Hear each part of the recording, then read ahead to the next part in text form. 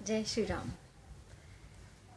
तो चलते हैं वहीं चित्रकूट पर जहाँ भरत मिलाप हो चुका है और अब ये समाचार आ गया है कि राजा जनक भी राम, सीता और लक्ष्मण से मिलने आ पहुँचे हैं। तो देखते हैं दृश्य। मिथिला के नाथ जनक जी ने जब पांव धरा उस पृथ्वी पर, तब शीश झुका कर हाथ बढ़े शिष्टाचारों पर मिलनी पर दोनों आंखों ने उस क्षण सबसे पहले ढूंढा उसको। वह क्या थी? एक तपस्विनी थी, टकटकी बांध देखा जिसको।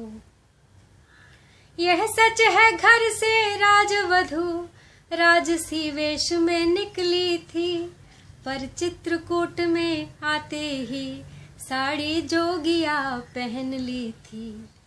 बस उस जानकी जोगिनी को जिस समय जनक जी ने देखा, या आंखों की पुतली को जब आंखों की पुतली ने देखा, तब गड़ी हुई आंखों ही में हार्दिक आशीष दे पुत्री को। संबोधन करने लगा पिता ऐसे शब्दों से पुत्री को। पुत्री तूने कर दिए दोनों वंश पवित्र, आज सुनहरा हो गया तेरा चित्र चरित्र। मग्न हुई वाणी इधर कहकर इतने बैन, उधर प्रेम के नीर में लगे तैरने नैन। तभी जनक को जानकी शीश नवा कर जोर, माता का आगमन सुन शीघ्र चली उस ओर। जननी जो मिली जानकी से, जानकी मिली जो जननी से, वह वर्णन हो सकता कब है शारद से और लेखनी से। पुत्री को तपसिन बाने में जब माँ की आंख निहार उठी, सुवाणी भी उर अंतर का तक्षण ही भाव पुकार उठी। है नहीं गेरुआ पट तेरा, सौभाग्य सिंदूर माथ में है सूर्य वंश में सूर्य राम, तो तू लालिमा साथ में है बड़भागिनी बेटी तुझसे, बड़भागिनी तेरी माता है। उत्तम संतान एक हो तो सारा कुल धन्य कहता है। उधर जनक को जिस समय प्रभु ने किया प्रणाम, बोल उठे राजर्षिवे धन्य तुम्हें सुख धाम। तुमने इस जग में लीलाधर लीला यह नहीं रचाई है, जग के संपूर्ण मानवों को मानवता खूब सिखाई है। तुम अब सच्चे हो महाराज, तुम अब सच्चे राजेश्वर हो। इस वन में तुम खुल गए राम, पुरुषोत्तम हो परमेश्वर हो। तुम पर इस रूप तुम्हारे पर सचमुच विदेह आसक्त हुआ। अब तक था नातेदार जनक, अब जनक तुम्हारा भक्त हुआ। यह जनक तुम्हारा जन है तो तुम आज जनार्दन हो इसके। भगवन आगे बढ़ हृदय लगो, तुम तो जीवन धन हो इसके। यह कहकर रघुवीर से लिपटे पढ़ा स्नेह, प्रभु से मिलकर आज फिर हुए विदेह विदेह। इस प्रकार जब हो गया सम्मेलन का काज, संगम मिथिला अवध का चित्रकूट में आज। तब फिर पहले की तरह जुड़ा राम दरबार, भरत विनय करने उठे गुरु आज्ञा अनुसार। शांत चित्त से सिर झुका कर नीचे को नैन। राजयति बनयति से बोला ऐसे बैन। हे रघुनंदन रघुकुल भूषण, रघुपति रघुनायक रघुराई। छोटे आरत शरणागत की, गहिए यह बाह बड़े भाई। माता से जो अन्याय हुआ, उसका है पश्चाताप उन्हें। खाए जाता है दिन पर दिन, यह पाप और संताप उन्हें। फल मिला पाप का आज उन्हें, देखिए न अंग हुआ काला। उस पाप कालिमा के कारण, मुखड़े का रंग हुआ काला। अब उनके जन्म सुधरने का साधन यदि कुछ हो सकता है, तो यही कि श्री करुणानिधि का, श्री करुणानिधि का करुणा जल भल मल धो सकता है। तो यही कि श्री करुणानिधि का करुणा जल मल धो सकता है। जो ज्येष्ठ अवध के राजा हैं, वे चले अवध पर राज करें। शत्रुघ्न सहित हम दो भाई, वन में रहने का काज करें। पर यह अनर्थ पर है अनर्थ, बेमौत अयोध्या मरती है। करनी है राजा रानी की, फल उसका प्रजा भोगती है। जैसे भी हो लौटिए अवध, है इतनी टेर भिखारी की। ठाकुर जी के मंदिर तक की, होती है दौड़ पुजारी की। इतना कह गदगद हुए कैकेयी के लाल। धन्य धन्य ध्वनि से सभा गूंज उठी तत्काल। माताओं गुरुजनों को तभी नवा कर माथ, उत्तर देने को उठे रघुराई रघुनाथ। बोले मेरे अनुज का है प्यारा प्रस्ताव, शब्द शब्द में भरा है प्रेम प्रीति का भाव। माता की ओर भावना जो इनकी है अति ही प्यारी है, पर इनसे भी कुछ बढ़ा चढ़ा उसका उनका यह राम पुजारी है। उनकी बन जाने की आज्ञा उन्नति का पथ दिखलाती है। संग्रह से त्याग बहुत ऊंचा यह महामंत्र सिखलाती है। हम क्षमा करें किसको, माँ को, माँ तो खुद निष्कलंकिनी है। अपने चारों ही पुत्रों की वह जगदम्बा जगजननी है। कोलाहल तक्षण हुआ है यह क्या है बात, रोते रोते हो गई मूर्छित मंझली मात। सीता दौड़ी साथ ही दौड़ पड़े रघुराय, चेतन करने के लिए किए अनेक उपाय। ज्यों त्यों कैकेयी जगी देखे सम्मुख राम, बोली छाती से लगो हे मेरे सुख धाम। मैं नहीं जानती थी तुमको, तुम ऐसे हो, तुम इतने हो।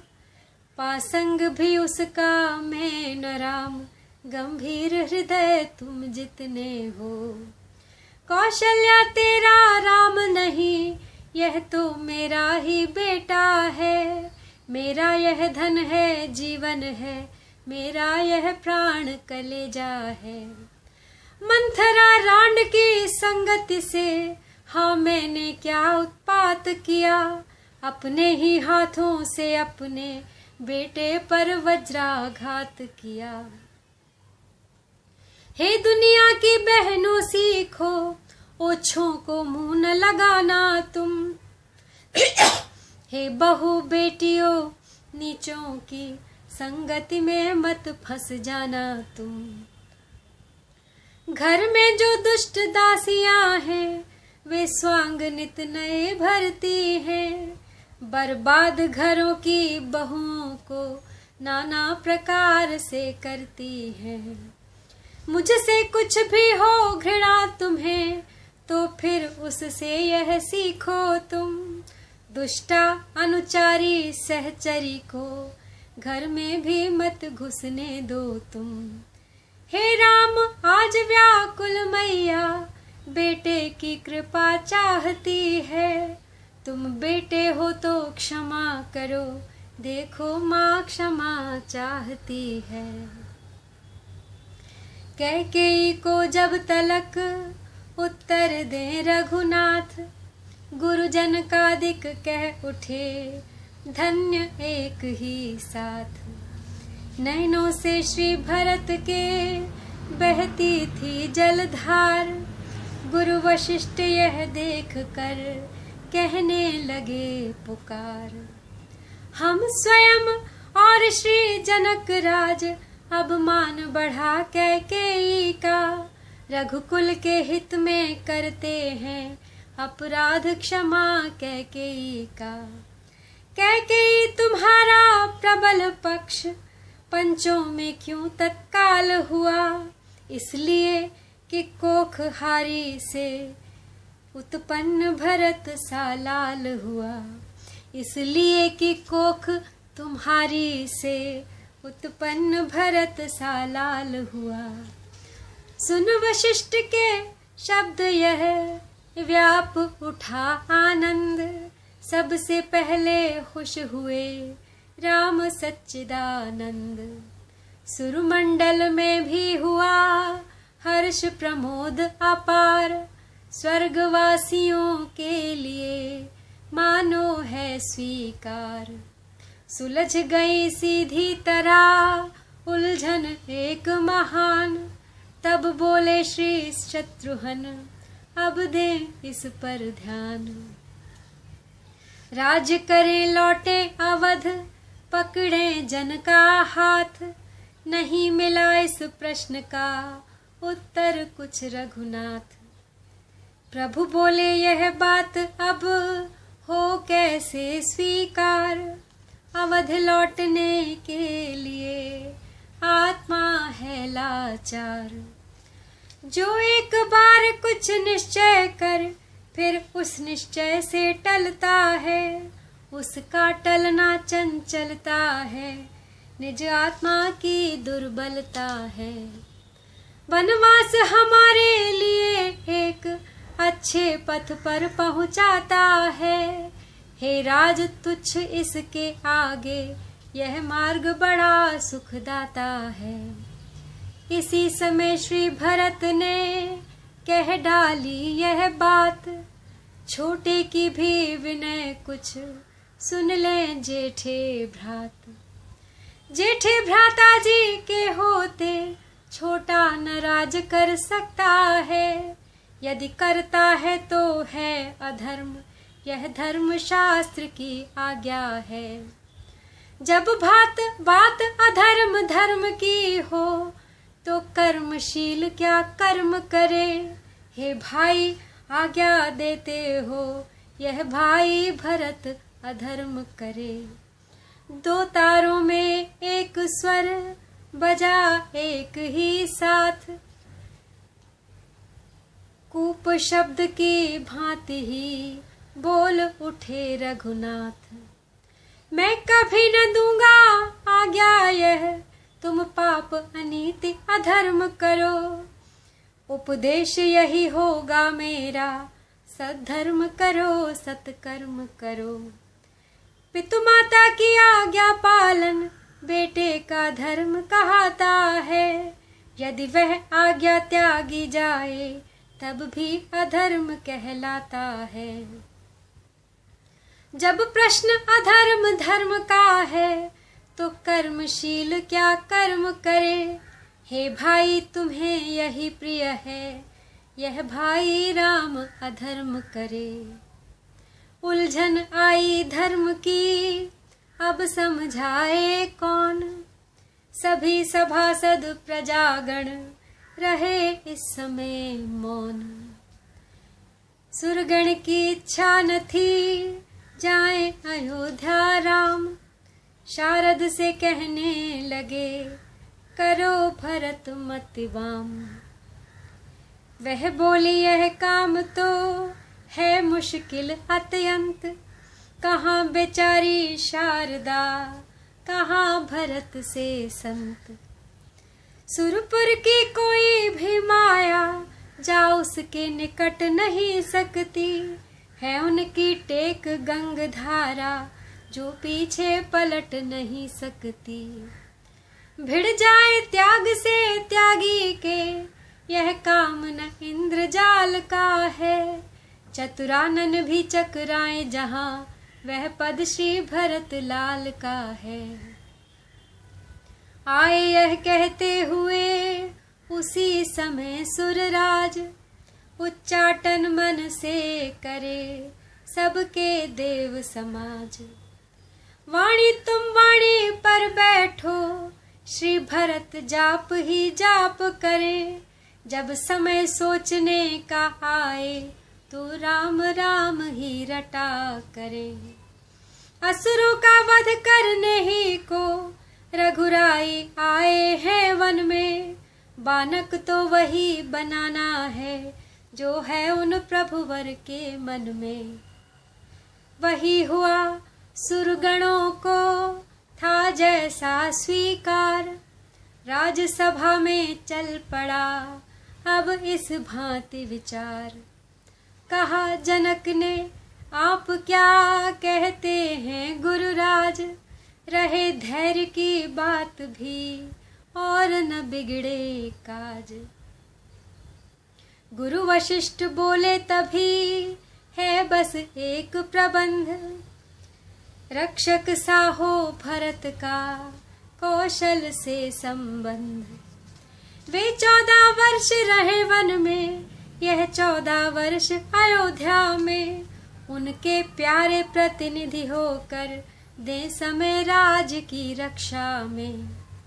रखवाले बनकर सुनो भरत, रखवाल संभाल करोगे तुम, रघुराई जब वन से लौटे तो राज उन्हें दे दोगे तुम। कहा शत्रुघ्न लाल ने तभी जोड़ कर हाथ, सिंहासन सूना रहे तब तक कैसे नाथ। गुरु बोले इस बात का है यह सुगम उपाय, पधराने को पादुका दे अपनी रघुराय। रघुवर ने जब भी पादुका दी, स्वीकार भरत ने की सिर पर। कुछ बल आया कुछ बोझ पड़ा, कुछ सेवाएं बैठी सिर पर। मानसिक जाप के जापक ने सिर झुका आज्ञा सर पर ली, यह भाव और भी ऊंचा था झुक कर वह सेवा सिर पर ली। सब सभा धन्य उच्चार उठी, भर गया विचार सभी को है। सुरपुर से सुमन बरसते हैं, मानो स्वीकार सभी को है। जग सहित सभा जब भंग हुई, तो कौशलवासी हर्षित थे। श्री राम भरत की जोड़ी को सब निरख निरख आनंदित थे।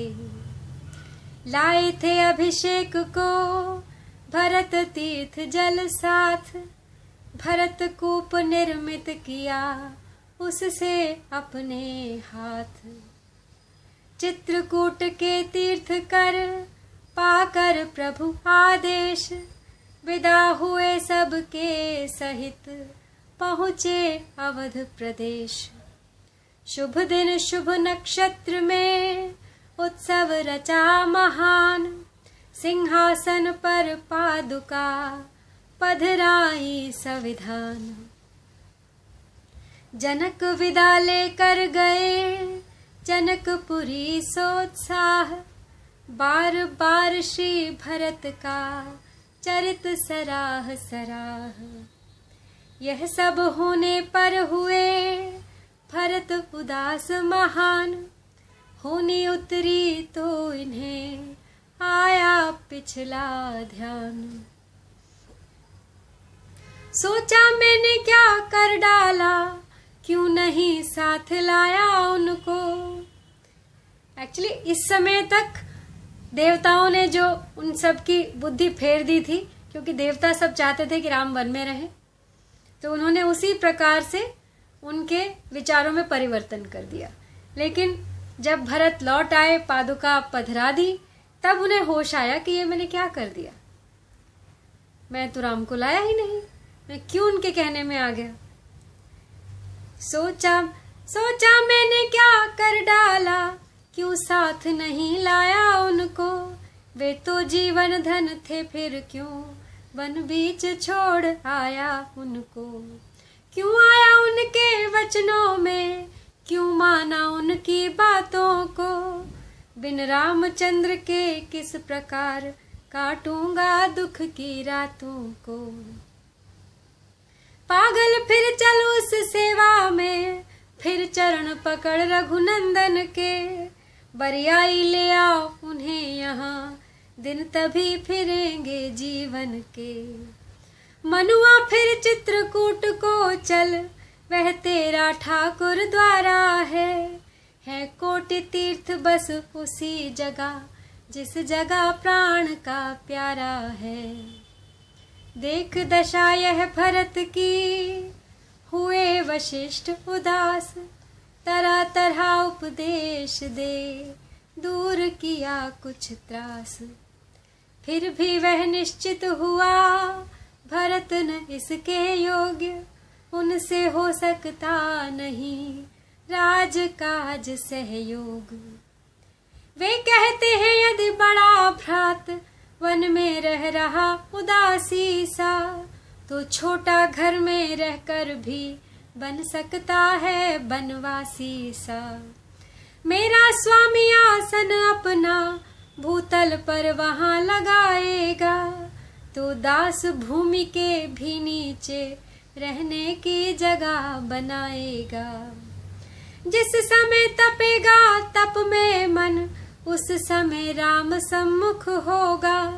तब सुख होगा इस जीवन में, जब उनसे ज्यादा दुख होगा। मन के मंदिर में आत्मदेव प्रस्तुत है पिछली पूजा को।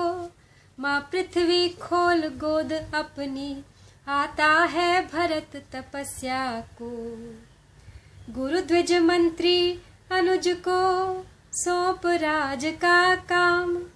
भक्त राज वह भजन को पहुंचा नंदी ग्राम।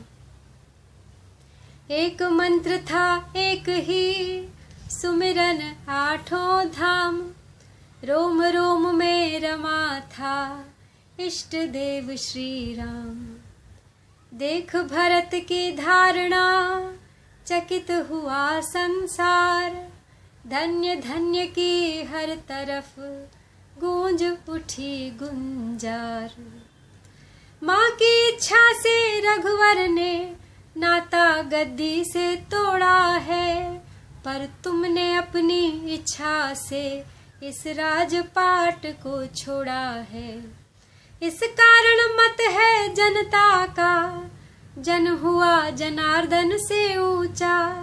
हे भरत तुम्हारा यह चरित्र, श्री रघुनंदन से है ऊंचा। कहे सुने जो प्रेम से यह आदर्श चरित्र, निश्चय राधे श्याम हो उनका जन्म पवित्र। तले भूमि के कुश बिछा, ले समाधि अविराम। सुमिर रहे थे श्री भरत, इस प्रकार प्रभु नाम। जय श्री राम। इस अध्याय को यहीं समाप्त करती हूँ। अब इसके बाद हम प्रारंभ करेंगे अरण्य कांड अगले अध्याय में, जब हम सब राम सीता लक्ष्मण के साथ चलेंगे पंचवटी। तो तब तक के लिए आपसे विदा। देखते रहिएगा, छोड़िएगा मत।